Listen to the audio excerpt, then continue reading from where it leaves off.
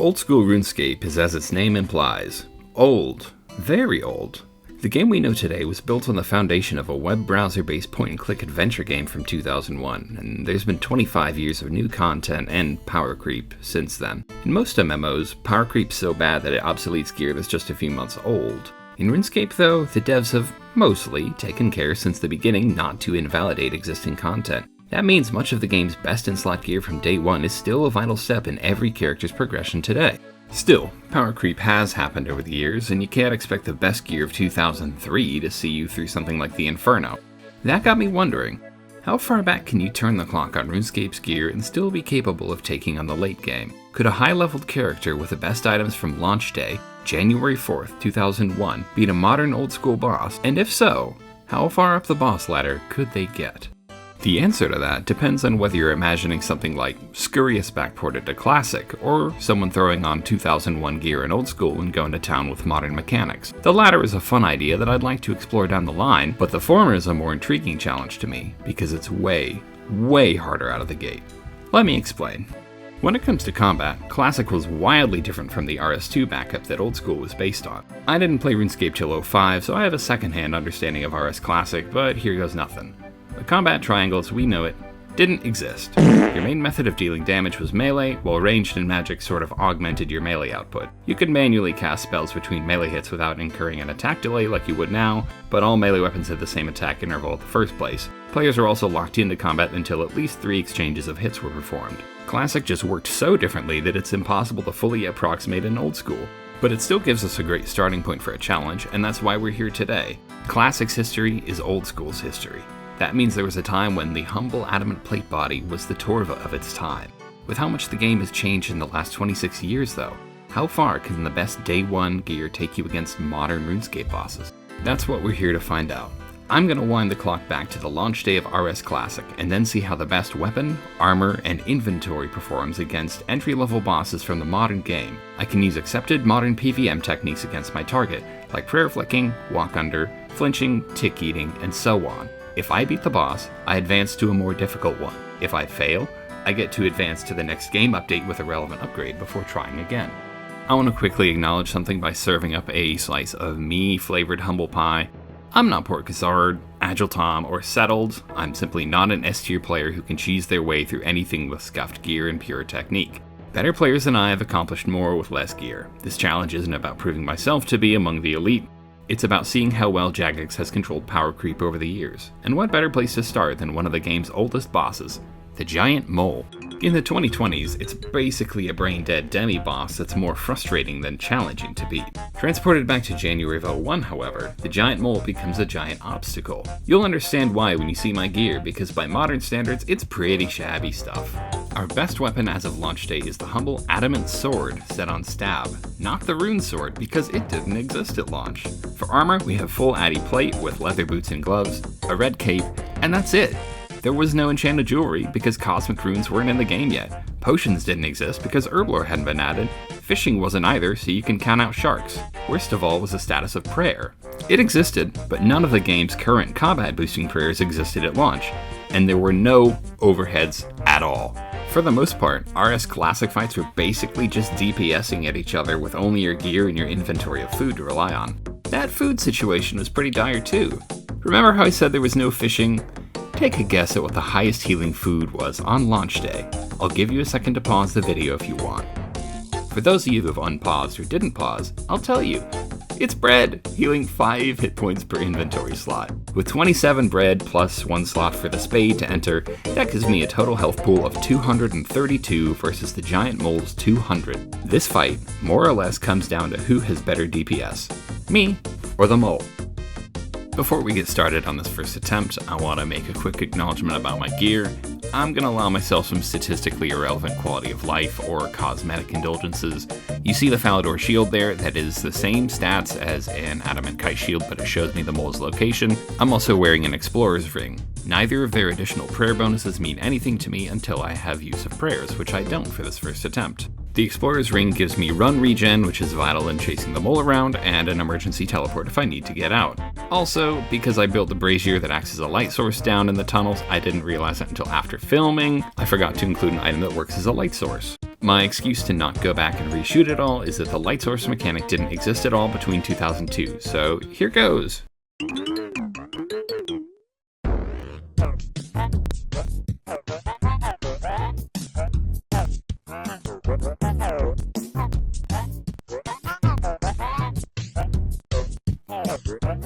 So that didn't go well, as we all kinda knew it wouldn't.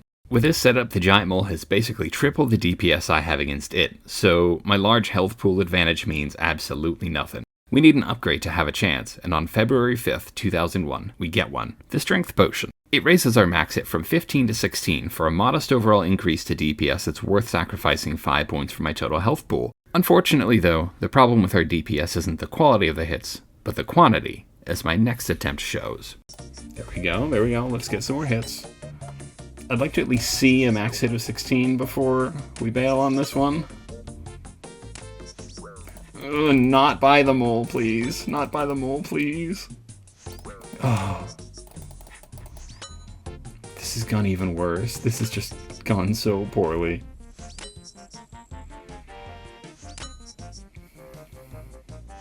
But you know, maybe we can turn it around. Maybe not.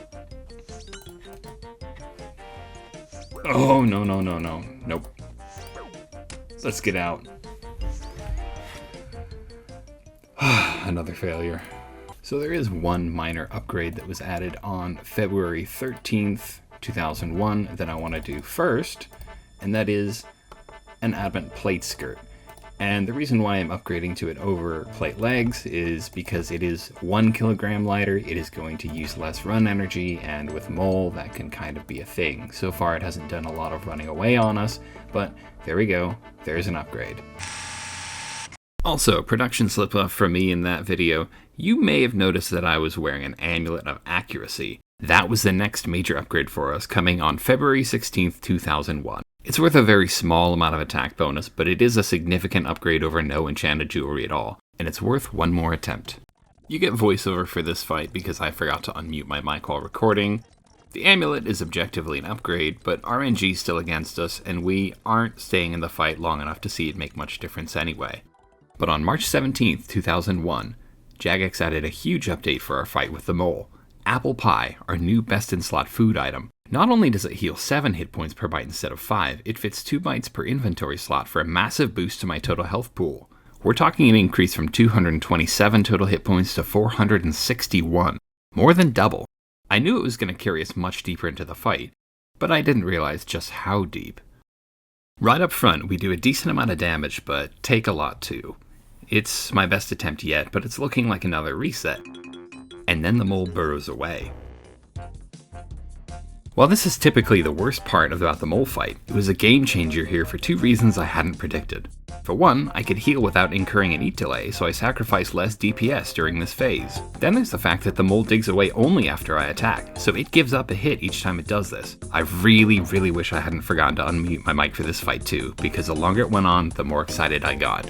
And I couldn't have written a better ending.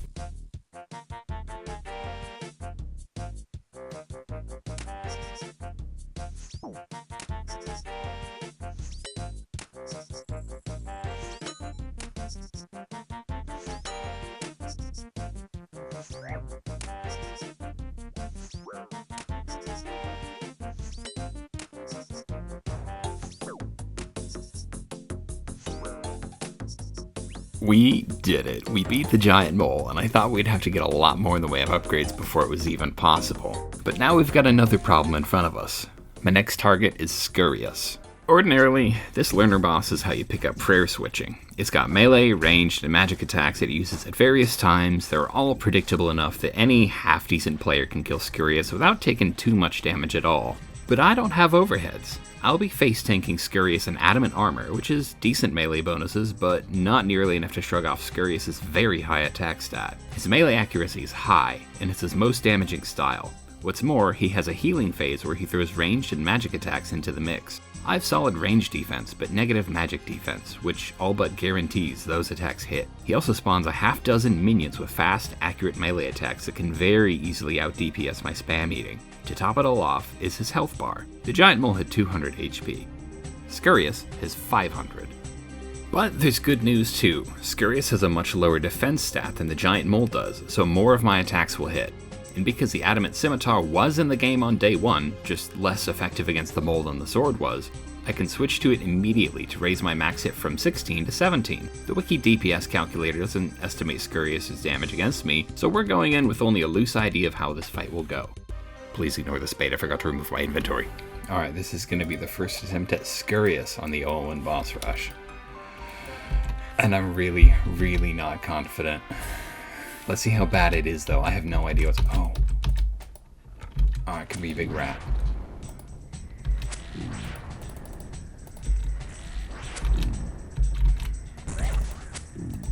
Okay, so far it's not doing as many of the melee attacks as I expected.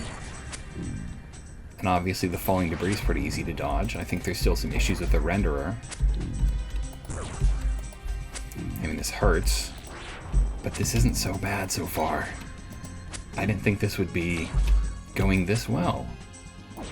Hopefully I'm not speaking too soon.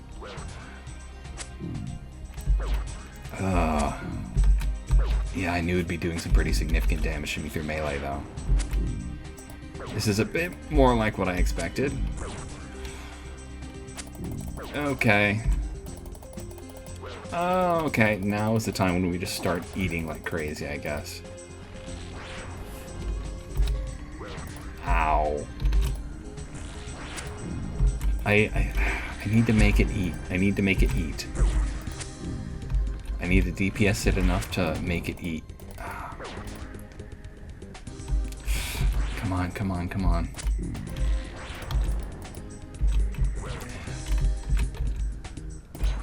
I don't think this is happening, but we're going to keep going at it. I have to see how deep I can go. Okay, ranged. That's better, because I'm more likely to tank that. This gear has such bad range defense. Okay, small hit from mage. It's got bad mage defense, so that's what I'm most worried about, honestly. Combination of melee and mage attacks. I didn't eat up enough there. Okay, but I'm forcing it back into eating. This is going a lot better than expected.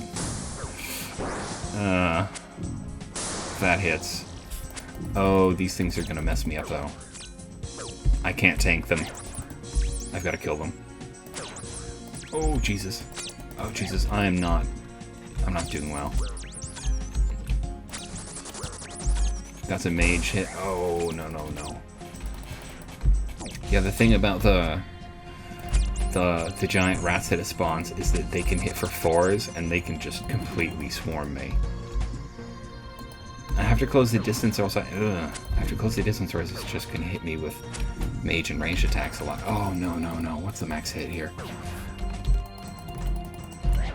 This is going so well that I'm not gonna... Oh. Oh. No, I'm still not sure it's gonna happen.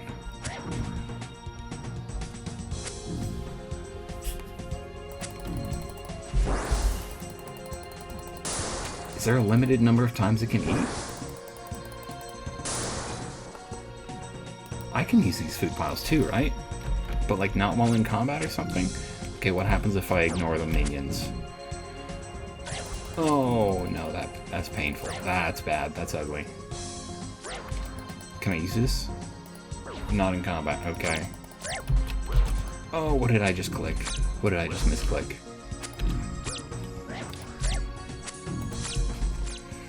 Can I use it? Can I use it? Can I use it? No. Oh, no, no, no, no. I may have to just tank the minions.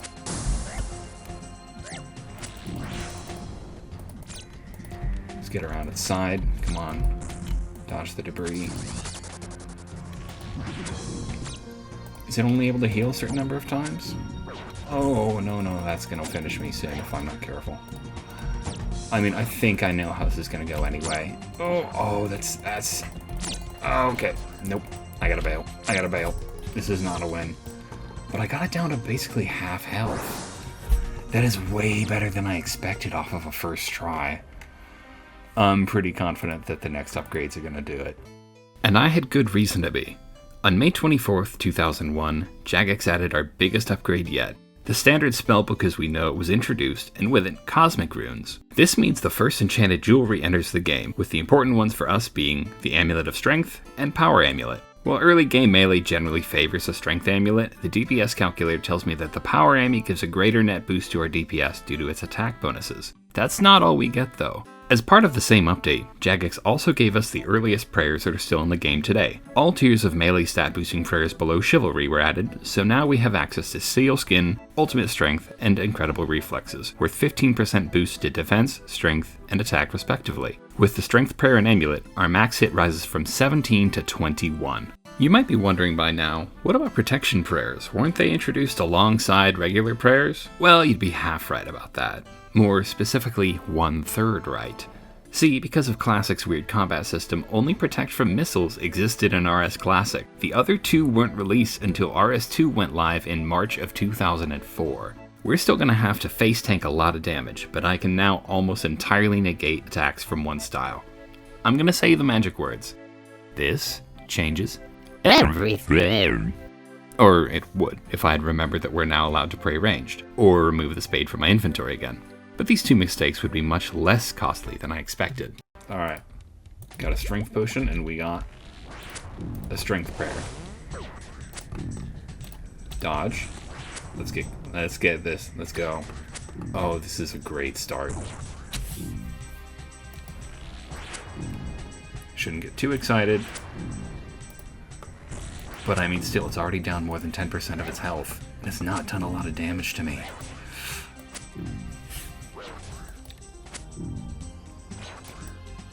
Come on, we can do this. It's doing a pretty solid amount of damage to me right now, though. When does it eat? Now, perfect. Because that's a chance for me to catch up, too.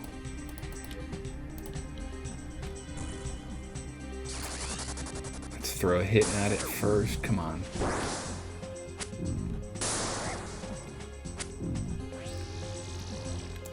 Alarming. There are the minions. I don't think it's actually going to be worth my time to take out the minions. Especially if I can keep them trapped like this. So I'm only getting hit by a couple of them at the moment. Oh, I need to remember to use my prayers. Of course, I'm healing right now. Oh, that was a waste of... Oh, was it? Come on, go on. Am I stuck? Let's get away from all the rats.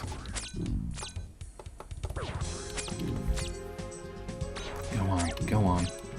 You know, I'm reasonably confident that I can just tank this at this point. Oh, they're doing a lot of damage to me though now. Oh, I'm getting panicky and spam clicking an empty pie tin. I've gotten them blocked around him though.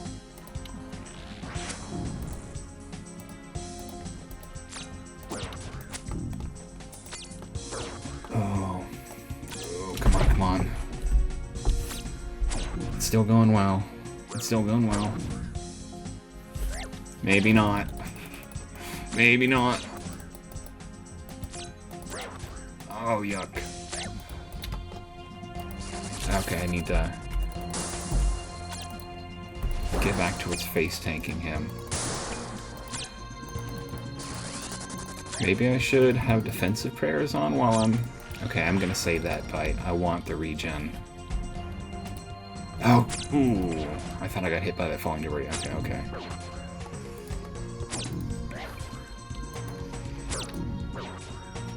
The problem is the minions are doing pretty solid, consistent damage to me. And he's able to make them really gang up on me. And I keep forgetting to turn on my prayers.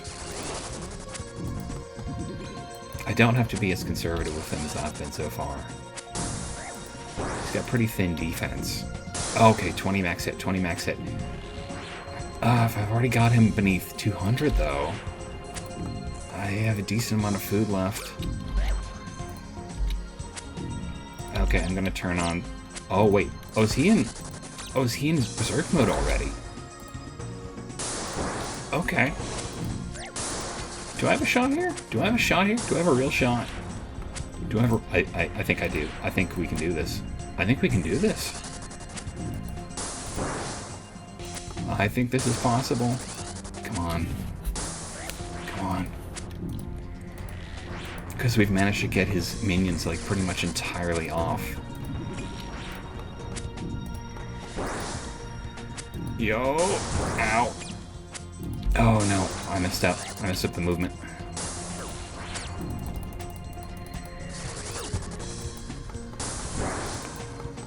Oh, let's turn on the defensive prayer.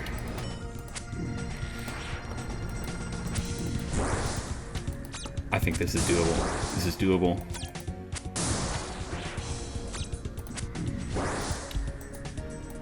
Was the trick just to get the minions off of me? Was that the real secret? Oh, let's do it. Let's go. Let's go. Let's go. Let's go. Finish it. Oh my god, yes. This is so good. This is so good. Okay, I'm gonna cheat just to get the drops. Ooh, okay.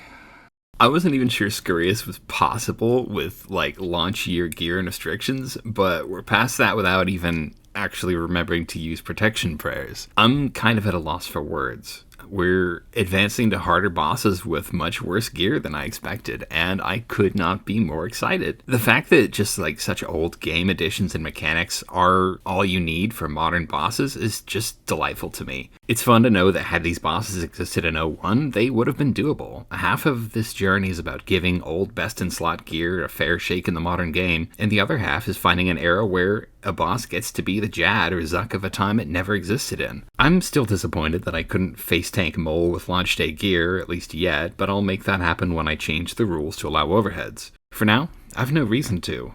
We have more bosses to beat before RS Classic restrictions can't take us any further and we have to move the goalposts. Maybe more than you think. If you want to find out, be sure to like and subscribe, because we're headed to the wilderness.